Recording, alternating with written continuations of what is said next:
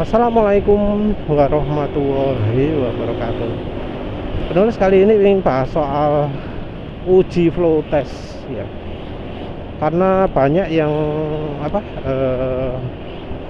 menyalahartikan apa itu hasil uji flow test. Ada beberapa yang ngomong kalau olinya mengalir lebih cepat, maka itu olinya lebih baik. Di sisi sebaliknya, kalau diuji di suhu minus ya, yang hasilnya water tester itu, kalau suhunya minus 30 derajat, maka olinya itu menunjukkan tahan banget ya. Enggak ya, enggak.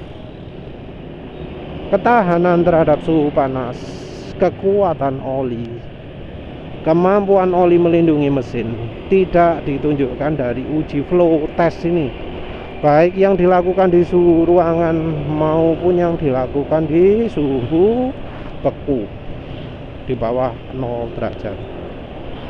Yang ditunjukkan pada flow test itu ya cuma flow test, kemampuan mengalir. Kemampuan mengalir kalau dari sisi oli itu cuma dari sisi kekentalan. Memang film strength itu terpengaruh kekentalan, tapi kekentalan bukan satu-satunya hal yang mempengaruhi film strength oli. Lubricity memang bergantung pada kekentalan, tapi kekentalan bukan satu-satunya yang mempengaruhi lubricity. Oli makin kental, perlindungannya makin baik karena dia lebih kuat menjadi bantalan mesin.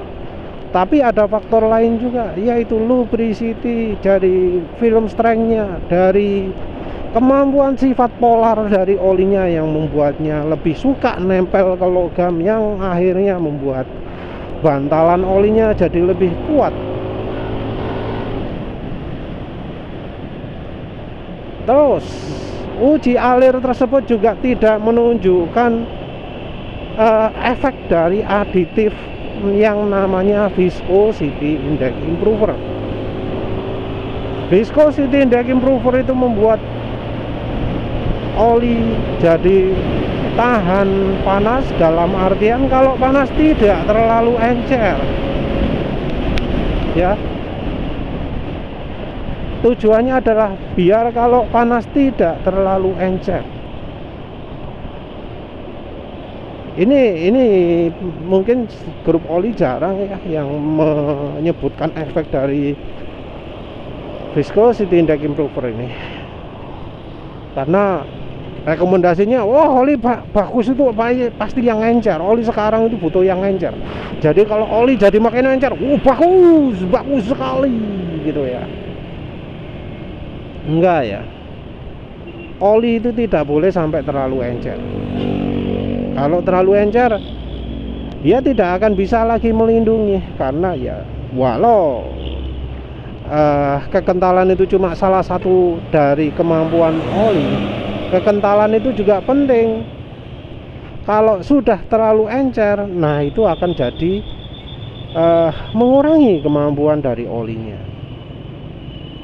Oleh karena itu ya kekentalan merupakan hal yang penting. Kekentalan ketika olinya tidak dipakai, kekentalan ketika olinya sedang dipakai, kekentalan ketika olinya masih dingin, dan ketika olinya sudah panas, dan ketika olinya sudah dipakai lama. Oli yang baik itu punya kekentalan yang stabil. Stabil ini artinya macam-macam, nggak cuma satu macam aja. Nah ini yang sering menyebabkan rancu. Stabil yang pertama, yang paling sering di mention, yang paling sering dipakai, itu adalah stabil dalam artian kalau panas, kekentalannya tidak jauh berubah daripada ketika waktu dingin. Jadi bedanya sedikit, nggak banyak, walau aslinya tetap banyak, tetap bisa sampai 2 kali 3 kali lipat lebih encer gitu ya ketika panas. Tapi yang dimaksud stabil itu adalah biar nggak terlalu nemen lah ya, nggak terlalu parah gitu ya. Jadi oli dengan viscosity index yang rendah itu kalau dingin kental sekali, kalau panas encer sekali, sampai 10 kali lipat, sampai 20 lebih gitu ya. Nah, viscosity index yang tinggi membuat oli kekentalannya tidak berubah ekstrim. Jadi ketika dingin mungkin cuma 3 kali lebih kental daripada ketika panas. Itu viscosity index. Nah, stabil yang berikutnya adalah stabil dalam artian ketika kendaraan dipakai, olinya kekentalannya tidak banyak berubah.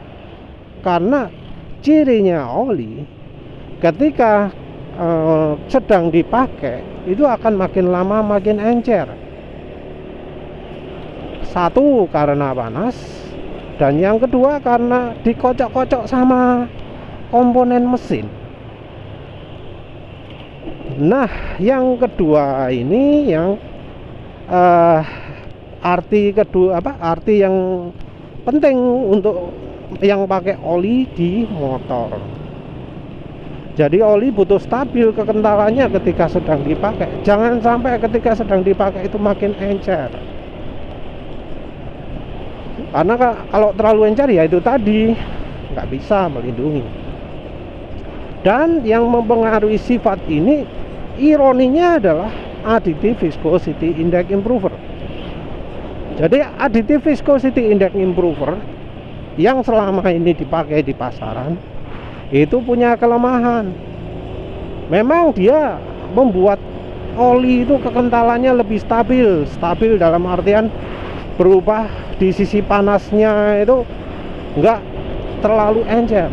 Tapi di sisi lain dia membuat kekentalan oli menjadi tidak stabil. Tidak stabil dalam artian ketika dipakai jadi makin cepat encer. Jadi ini ya dua sisi yang anehnya. Satu itu stabil kekentalannya, satu itu tidak stabil kekentalannya. Nah, ini yang sering bikin bingung orang ya. Karena ya maklum lah, orang Indonesia itu lebih percaya tulisan pada bungkus olinya ya, nggak dilihat dari sisi latar belakangnya. Nah, uji flow test itu cuma bisa menguji kekentalan saja.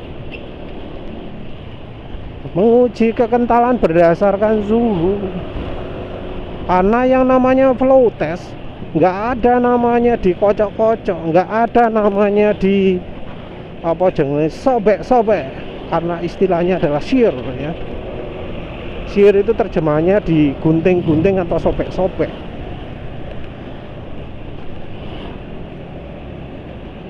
Karena nggak ada itu, ya yang ditujukan ya cuma kekentalan saja.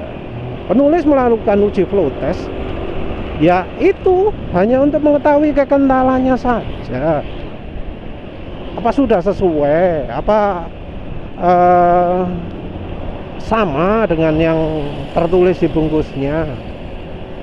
Yang ternyata ya nggak sesuai dengan yang dibungkus. Sayangnya penulis belum banyak melakukan uji flow test untuk oli mesin. Yang banyak penulis lakukan kan uji flow test hanya untuk minyak goreng saja. Tapi pasti berikutnya penulis bakal melakukan uji flow test juga ke oli mesin. Dan dari hasil yang sudah penulis lakukan saja, ternyata kekentalan bisa nggak sesuai grade. Jadi grade-nya salah. Penulis pertama melakukan uji flow test itu pada oli yang diberi sama Bro Cueng, yaitu oli Meditran S SAE 50. Penulis merasa kok olinya encer ya ketika pakai di motor. Ini masih feeling dok, kok rasanya lebih encer ya, nggak kerasa seperti SAE 50. Penulis waktu review itu merasa seperti itu. Dan apa yang terjadi ketika penulis lakukan uji flow test di suhu ruangan, olinya ternyata malah lebih encer dari Mesran SAE 40.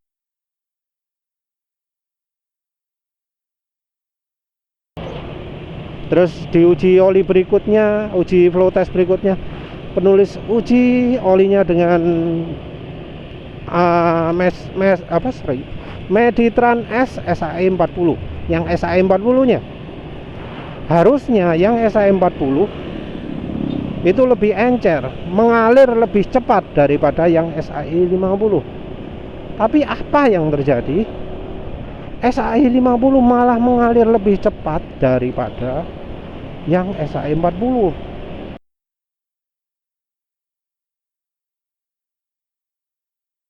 Berarti realnya, faktanya, yang SAE 50 itu grade-nya salah. Entah karena yang jualan nipu atau gimana, tapi faktanya seperti itu. Terus penulis juga melakukan uji ke Mesran Super 20W50. Harusnya walau itu oli tulisannya 20W ya, dan penulis melakukan ujinya di suhu ya sekitar 30 derajat gitu ya, harusnya itu lebih kental daripada Mesran SAE 40. Tapi apa yang terjadi? Mesran Super ternyata mengalir lebih cepat dari Mesran SAE 40. Mesran Supernya itu mengalirnya cepat.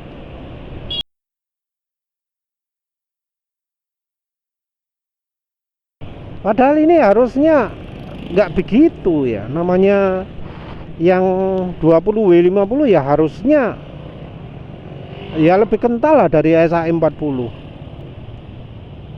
Jadi ya itu faktanya ya. Jadi namanya SAE grade itu nggak selalu terjaga sesuai dengan bungkus ya. SAE 50 bisa aja ternyata kalau diuji bukan SAE 50. Dan ini penulis juga pernah jumpai di PQAE. Uji oli apa ya? Oli Castrol kalau nggak salah.